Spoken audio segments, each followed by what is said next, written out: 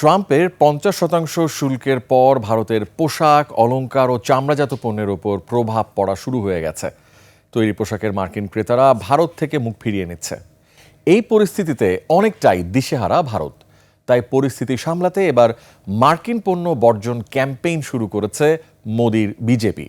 Social media সহ বিভিন্ন সভা সমাবেশে মার্কিন পণ্য বর্জনের ক্যাম্পেইন করছে তারা।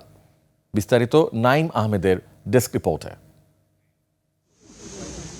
ভারতের রাশিয়া প্রীতিতে দেশটির উপর বেজায় চটে আছেন মার্কিন প্রেসিডেন্ট ট্রাম্প। রাশিয়া থেকে তেল কেনার শাস্তি হিসাবে যুক্তরাষ্ট্র 50% শুল্ক আরোপ করেছে ভারতীয় পণ্যে।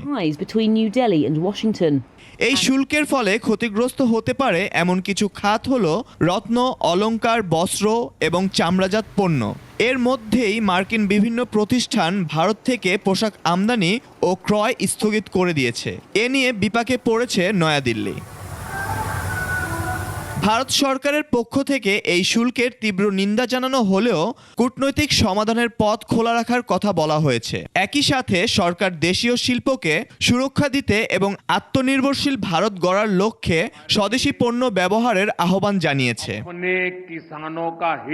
পাশাপাশি বিকল্প বাণিজ্য অংশীদার হিসেবে মধ্যপ্রাচ্য, আফ্রিকা এবং ল্যাটিন আমেরিকার দিকে নজর দিচ্ছে ভারত।